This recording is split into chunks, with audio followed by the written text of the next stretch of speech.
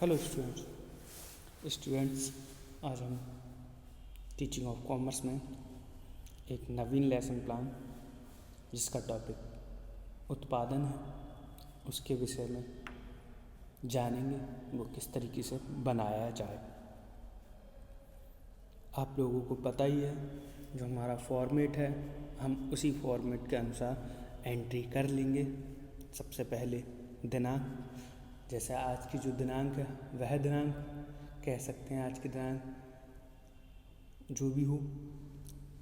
विषय वाणिज्य, उपविषय अर्थशास्त्र और कक्षा या वर्ग 9th ए, कालांश 5th और कालांश मतलब पीरियड होता है, अवधि की क्लास का टाइम कितना होगा 35 मिनट। प्रकरण हमारा उत्पादन है और उसके बाद हमारे जो जर्नल ऑब्जेक्टिव्स जो होंगे उसे सामान्य उद्देश्य की संज्ञा दी जाती है। ये सामान्य उद्देश्य जो होते हैं वह हमारे प्रकरण से संबंधित होते हैं।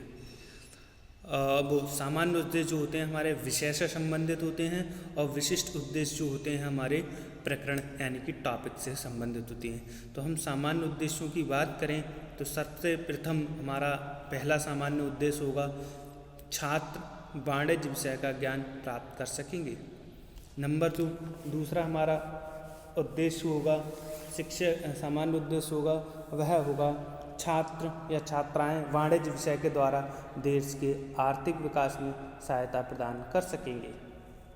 नंबर 3, हमारा जो सामान्य उद्देश्य होगा वह होगा छात्र व छात्राएं वाणिज्य संबंधी सिद्धांतों का व्यवहारिक व क्रियात्मक ज्ञान प्राप्त कर सकेंगे। उसके उपरांत हमारा चौथा जो उद्देश्य होगा वह होगा छात्र में जीवन के प्रति यथार्थवादी दृष्टिकोण का विकसित हो सकेगा। इसके बाद हमारा आ जाता है विशिष्ट उद्देश्य। जैसा कि आप जानते हैं कि जो विशिष्ट उद्देश्य होता है वह हमारे टॉपिक से संबंधित होते हैं। जैसे हमारा जो टॉपिक है आज का हम जो बनाने जा रहे हैं उसका टॉपिक है उत्पादन। तो उत्पादन से संबंधित हमारे यह उद्देश्य होंगे। छात्र उत्पादन का ज्ञान प्राप्त कर सकेंगे, छात्र उत्पादन के परिवर्तन स्वरूप को ज्ञान प्राप्त कर सकेंगे, छात्र उत्पादन कार्य का अर्थ अपने शब्दों में बता सकेंगे। उसके उपरांत हमारे जो होता है वह प्रीवियस नॉलेज, जो हमारा छात्र संबंधित पुरानी नॉलेज है उसके आधार पर छात्र अपने उत्पादन के विषय में सामान्य जानकारी रखते हैं, छात्र उत्पादन कार्य से परिचित हैं। तो ये उनका जो हो जाएगा वह पूर्व ज्ञान हो जाएगा। उसके उपरांत हमने जो शैक्षणिक सामग्री है हमने जो उपयोग की है उनके बारे में, जैसे लपेट श्यामपट्ट कक्षा उपयोगी सामग्री। कक्षा उपयोगी सामग्री में चाक, डस्टर, ब्लैक बोर्ड या अन्य कोई पॉइंटर है वह। उसके बाद हमारी आ जाती है कि हमने कहा है कि हम लेसन प्लान में मिनिमम 3 टीचिंग एड्स का प्रयोग करेंगे। तो जिसमें से हमने तीनों वास्तविक वस्तुएं ली हैं। उसमें चार्ट भी हो सकता है, जैसे पहले हमने मिट्टी का कुल्हड़ लिया है, दूसरा हमने लकड़ी की टुकड़ा लिया है, तीसरा हमने मोबाइल लिए हैं। ठीक, अब हमारा जो लेसन प्लान का प्रकरण है ये आपको एक पेज पर 3 पॉइंट्स में दे रखे होंगे। शिक्षण बिंदु पहला कॉलम होगा आपके पेज पर, दूसरा बिंदु होगा निर्देशात्मक उद्देश्य, तीसरा कॉलम होगा आपका छात्र अध्यापक क्रियाएं। छात्र अध्यापक आप हैं जो लेसन प्लान को बना रहे हैं। उसके बाद उपरांत आएगा छात्र क्रियाएं। छात्र क्रियाएं में जो आपके स्टूडेंट्स होंगे वह उस पर क्रियाएं करेंगे और विधि, प्रविधि या सहायक सामग्री जो भी हमने इसका यूज किया है वह आएगा और उसके बाद मूल्यांकन आएगा। इसमें हम आपको देखते हैं तो हमारा जो शिक्षण बिंदु है वह हमारा हो जाएगा प्रस्तावना। तो हमारा पहला बिंदु क्या है? प्रस्तावना।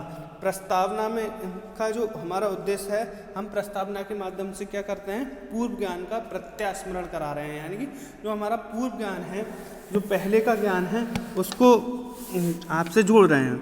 ठीक, तो आपका पहला जो क्वेश्चन है, हमने बताया प्रस्तावना प्रश्न आपके 4 होने चाहिए, मिनिमम 4 होने चाहिए। कभी कभी विषम परिस्थिति में 3 या 5 हो सकते हैं, एक कम या एक ज़्यादा।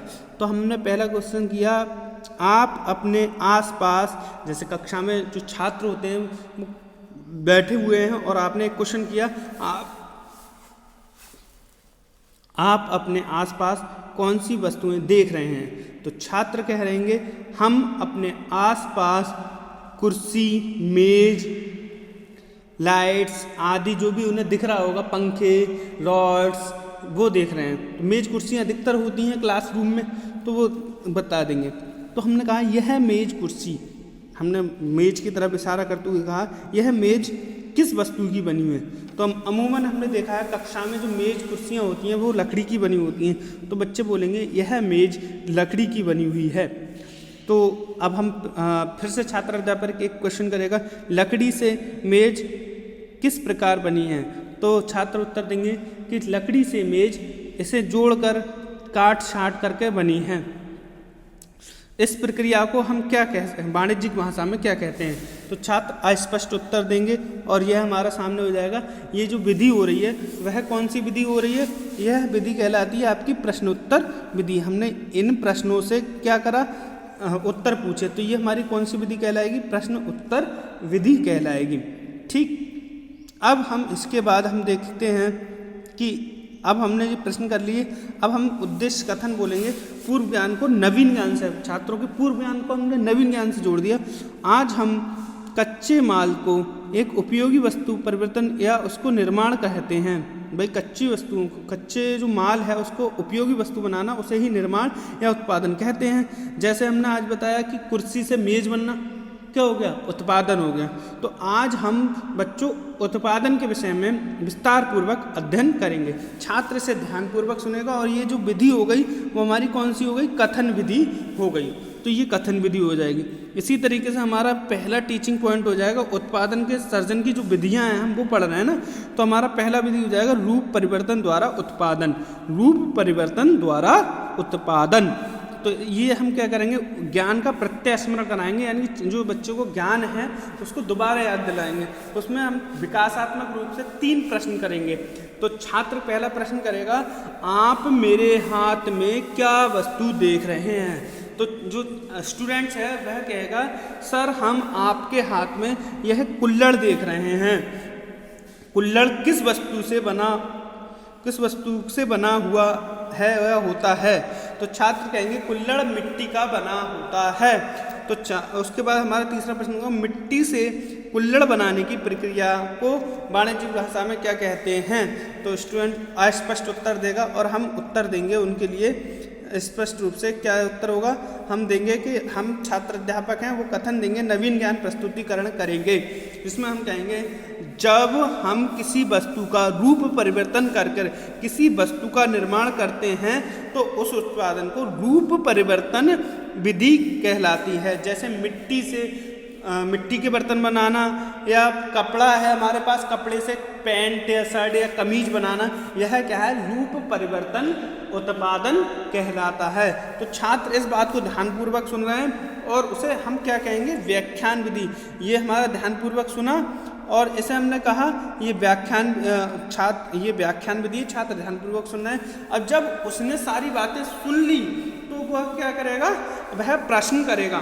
मूल्यांकन वाली लाइन थी ये, मूल्यांकन में हमने देखा, हमने जो पहला शिक्षण बिंदु करा लिया है, अब बच्चे वो बात समझ गए हैं अथवा नहीं, तो वह मूल्यांकन प्रश्न करेगा, रूप परिवर्तन द्वारा उत्पादन क्या होता है। ठीक, बच्चे समझ जाएंगे तो मूल्यांकन हो जाएगा। ठीक, इसके बाद हमारा सेकंड टीचिंग बिंदु है, हमारा स्थान परिवर्तन के द्वारा उत्पादन। स्थान ज्ञान प्रत्यास्मरण करा दिया हमने, पुनः विकासात्मक प्रश्न किए। जो स्टूडेंट है, आप मेरे हाथ में क्या वस्तु देख रहे हैं। मैंने ये लकड़ी के गट्ठे होंगे, इन्हें क्या कर रखा है, अपने हाथ में ले रखा है। छोटे छोटे गट्ठे लेके आया हूँ, मैंने उन्हें अपने हाथ में ले रखा है। तो इन गट्ठों को मैंने क्या करा, अपने हाथ में रख लिया। ठीक, अब यह वस्तु को अपने हाथ में रख के मैंने कहा कि आप मेरे हाथ में क्या वस्तु देख रहे हैं। हम आपके हाथ में लकड़ी देख रहे हैं। हमने बहुत सारी लकड़ियों के ट्रक की मात्रा में दिखाते हुए बताते हुए पूछा कि लकड़ी हमें कहाँ से प्राप्त होती हैं। बहुत सारी लकड़ी, तो छात्र कहेंगे हमें लकड़ियाँ जंगल से प्राप्त होती हैं। जंगल से लकड़ियाँ लाकर वस्तु का निर्माण करना, यह प्रक्रिया क्या कहलाती है। तो छात्र उत्तर देंगे कि यह प्रक्रिया मतलब हमें नहीं पता है, या उल्टे सीधे उत्तर देंगे और वो क्या उत्तर कहलाएगा, अस्पष्ट उत्तर कहलाएगा। तो ये विधि हमारी कौन सी हो गई, प्रदर्शन। हमने प्रदर्शन किया और प्रश्नोत्तर किए, तो ये प्रदर्शन विधि या इस तरीके की विधि कहलाएगी। क्लियर। अब हमने देखा कि इसमें हमने क्या काम किया, छात्र अध्यापक कथन बताया कि लकड़ी का जंगल से लाना व उपयोगी वस्तु का प्रयोग करना, बनाना या प्रयोग करके प्रक्रिया स्थान परिवर्तन द्वारा उत्पादन कहलाता है। जैसे रेगिस्तान से या गंगा से रेत लाकर मकान बनाना, कोयले से कोई यातायात कोयला, खानों से कोयला निकालकर उसका कोई रूपांतरण करना, बिजली बनाना, तो ये रूप क्या कहलाते हैं, स्थान परिवर्तन उत्पादन कहलाते हैं। तो ये व्याख्यान विधि हो गई। हमने इसमें कह दिया स्थान परिवर्तन के द्वारा कौन सी वस्तु प्रयोग की जाती है, एक उदाहरण बताओ। तो यह हमारा मूल्यांकन प्रश्न हो जाएगा। उसके बाद हमारा चौथा आ जाता है, तीसरा शिक्षण बिंदु आ जाता है। ठीक, हम इस शिक्षण बिंदु में देखते हैं, हमने दो तरीके के मोबाइल हाथ में ले लिया है। एक हमारा टच मोबाइल है और एक कीपैड का मोबाइल है। तो हमने विकासात्मक प्रश्न किए कि समय परिवर्तन के द्वारा उत्पादन, तो हमने समय परिवर्तन के द्वारा उत्पादन में हमने ये चीज़ें ले ली। हमने इसमें देखा कि हमने 3 क्वेश्चन करे। आप मेरे हाथ में क्या देख रहे हैं, तो हम आपके हाथ में मोबाइल देख रहे हैं। आप इन दोनों मोबाइल में क्या अंतर देख रहे हैं, तो छात्र कहेंगे एक मोबाइल टच का है, दूसरा कीपैड का है। और फिर हम कहेंगे समय परिवर्तन द्वारा उत्पादन का क्या अर्थ है। छात्र अस्पष्ट उत्तर देंगे, हम बताएंगे उसे नवीन ज्ञान में उसे जोड़ दे हुए बताएंगे कि अपने अभी देखा कि एक मोबाइल छोटा है जो बटन द्वारा चलता है, जबकि एक मोबाइल टच द्वारा चलता है। यह प्रक्रिया आधुनिक समय की उत्पादन प्रक्रिया है, इसे समय परिवर्तन के द्वारा उत्पादन कहते हैं। जैसे एक चीज़ में इम्प्रूव करना, वह क्या कहलाएगी, समय द्वारा ये समय परिवर्तन द्वारा उत्पादन। ठीक, छात्र ध्यानपूर्वक सुनेंगे, ये व्याख्यान विधि हो गई। और इस व्याख्यान के बाद हम प्रश्न पूछेंगे, समय परिवर्तन द्वारा निर्माण की वस्तुओं का उदाहरण बताइए। अब हम संक्षिप्तीकरण करेंगे। संक्षिप्तीकरण में नवीन ज्ञान संश्लेषण, यानी कि जो तीनों बिंदु बताए हैं उनको हम बारी बारी से क्या कर देंगे, बता देंगे और छात्र ध्यानपूर्वक उसे सुनेंगे। उसके बाद कथन विधि हो जाएगी है। उसके बाद श्यामपट पर जो हमने लिखा है, ये श्यामपट लिखा है, इसको बच्चे से कहेंगे, ये लिखकर बच्चों से कहेंगे उतार लीजिए, बच्चे उतार देंगे। निरीक्षण विधि, जो कक्षा में जो अध्यापक है वो कक्षा में घूमेगा और बताएगा कि बच्चे काम उतार रहे हैं नहीं उतार रहे हैं, और पूर्व का कोई काम दे रखा है गृह कार्य, वह गृह कार्य चेक करेगा। छात्र गृह कार्य चेक कराएंगे और गृह कार्य के रूप में लिपिड श्यामपट पे एक प्रश्न या 2 प्रश्न छात्रों को गृह कार्य के रूप में दे देंगे। यह हमारा लेसन प्लान कंप्लीट हुआ। Thank you so much.